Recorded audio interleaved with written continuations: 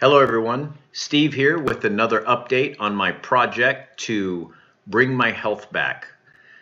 Today is Thursday, January 24th, 2019. Start my day off with a nice cup of Keto Coffee. It's a clear day, but the ground's covered with snow. I had a bonus workout yesterday of shoveling snow for an hour. So yesterday I started off my day by giving you a report that I was really happy my blood sugar was at 113. That's come down a lot in a week from 329. And it was probably higher than that. That's just when I decided enough was enough. I quit all medications.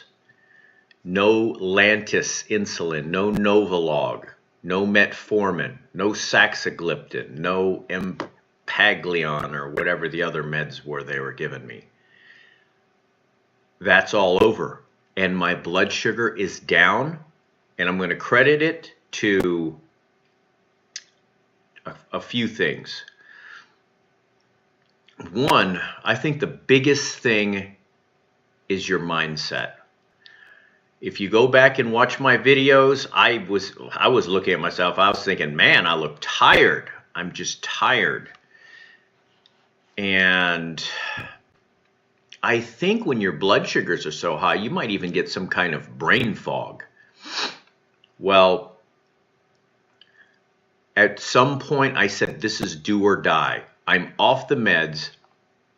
You know, I really was thinking do or die. Not that I'm interested in myself seeing an early demise, but I've had it with the roller coaster ride that is dealing with blood sugars and meds and that whole mess. So the number one thing is mindset. Do you want to beat it or not? If you can tell yourself this is do or die, there is no failure. It's victory or nothing. And that's the way I'm looking at it. And that's what I'm achieving. The other thing is the ketogenic diet and the information that I've been receiving from some really good and knowledgeable personalities on YouTube channels. I mentioned Dr. Eric Berg, I mentioned Dr. Barry and Thomas DeLauer. If you can watch all three of those guys regularly, subscribe to their channels and hit that little bell so that you get this message that says they put something new out, I'm telling you, you can beat this insulin resistance / type 2 diabetes. You can beat it if you listen to them. One of the other people who really affected me in helping me visualize this issue is a guy by the name of Dr. Fung. He really helped me see it in my mind what was going on. I'm battling type 2 diabetes by using this thing to measure my blood sugar and then reduce my blood sugar with medication. Well, your body stores sugar and it releases that sugar when your body needs it. And the insulin is needed so that your body could either store sugar or use sugar. So insulin is only in a response to the sugar already in the system. So Dr. Fung helped me visualize that I need to reduce not just the sugar in my bloodstream, but the sugar that is stored in my body. So when I have a vessel, the liver, whatever, when that blood sugar gets down low enough, when I eat, it will fill up with some sugar, and it will feed my body as I need that sugar. If it's already full, anything I eat just goes straight into my bloodstream. And that's what I was battling, and it just didn't make sense to me anymore. What made sense to me was reduce the total sugar that's stored, and I believe I started on that path when I did a 72-hour fast. I suggest everyone try a fast. If you can do 24 hours, push it to 26 hours. 26 hours, why not do 2 days?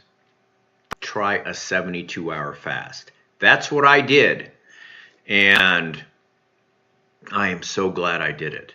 In fact, today is Thursday, and I'm giving myself a tune-up fast, which is just a full day of fasting. After I finish my second cup of keto coffee here, I am fasting until tomorrow, Friday, and then I will have a nice lunch tomorrow. And I am planning to still have my keto coffee, at least 1 cup of keto coffee at lunchtime. I'm going to forego the whole keto part, the butter and MCT oil first thing in the morning. I can still drink coffee. I just can't have the keto coffee. I can't have anything that has calories during a fast. So yesterday, I was ecstatic that my fasting blood sugar was at 113. 113 first thing in the morning. Right before lunch, 107. And then right before bed, about 9, 115. This morning, it was 129. Am I upset over that? No. Life happens. My body could have released some extra blood sugar because I was already up and about, and then I took my blood sugar. It wasn't like I just popped out of bed and took my blood sugar. So my body is still using up stored calories. Now, what I want to share with you today is my morning routine. I believe that one of the things that will help you, and it's helping me now, is developing a solid routine, something that you can live with and stick with. And my routine is not hard at all. Anybody can do this. It starts with this keto coffee. All right. And I'm going to have a graphic come up here. It's going to explain what I have. So I have 2 cups of keto coffee every morning. And in this keto coffee, I have 1 tablespoon of butter, 1 teaspoon of MCT oil, a tiny pinch of salt, and a tiny pinch of potassium. I add the last 2 items because I know I need those electrolytes. And it's working for me, so I'm not going to change it for now. All right. Then, with my first cup of keto coffee, I take some vitamins and minerals. I take 1 tablet of a super vitamin B complex that has electrolytes in it. I take 1 500 milligram of vitamin C. I take 2 5,000 IU of vitamin D3. And I take 2 now because of the low vitamin D levels I was battling with. 1 400 milligram of magnesium and 1 325 milligram aspirin. So that's what I take with my first cup of coffee. Those are just some vitamins and minerals. With my second cup, I take 1 120 milligram of ginkgo biloba and 1 200 micrograms of huperzine A. Now, the last two items with my second cup of coffee is for cognitive stimulation. It's to help cognitively. I watched a video by Thomas DeLauer who explained what these supplements do. And I decided to try them, and I believe I'm having positive results. Mind you, everything together, works to create, a whole person and how that person feels. So my diet, mixed with the fact that I'm sleeping better, mixed with the fact that I'm happy with my results, so I have a more positive outlook on things. It all works together, but I know the ginkgo biloba adds to blood flow, especially to the brain, and huperzine helps with cognitive function. So why not give that a try first thing in the morning? I'm seeing good results there. So I am pretty happy with the way things are going. One of the things that I'm going to change is the number of times I've been taking my blood sugar. 4 times a day is quite a bit, and I needed to do that while I was fasting. I needed to see what was going on. I needed to see that every time I was getting hungry, my body was releasing blood sugar. Or it was like I needed energy. My body already has it stored. And some people, they might have looked at it and been a little bit depressed, like, why does my blood sugar keep going up? I'm fasting, I'm not eating anything.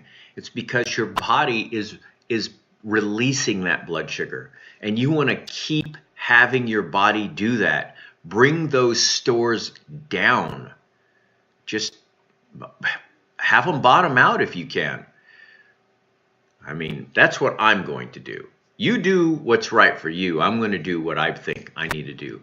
And that's why I'm going on this little tune-up fast. And I might make Thursday my permanent fast day for a while.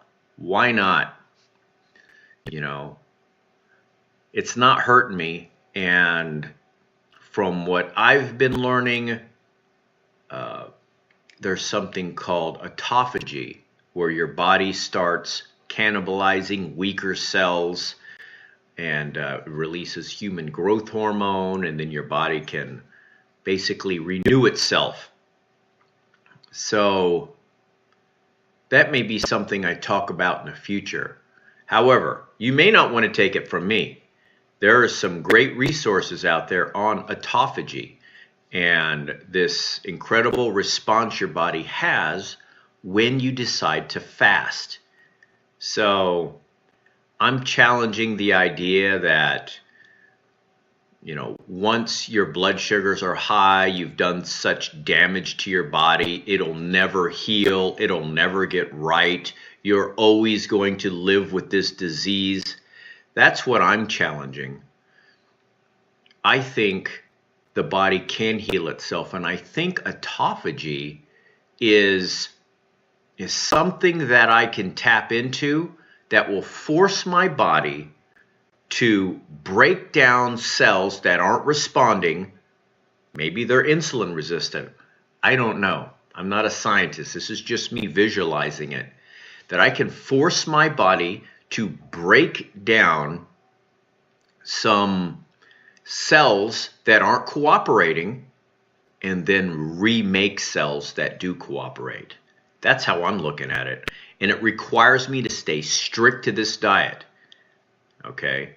The keto diet, I have to stay strict to it, just like I have to stay strict on my fasts.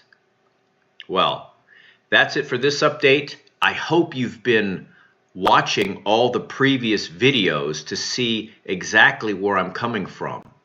And you'll probably be happy in the change that you've seen in my readings what I've accomplished, and probably like me, you'll see like I was in rough shape, when I first started this, and I'm feeling much better now.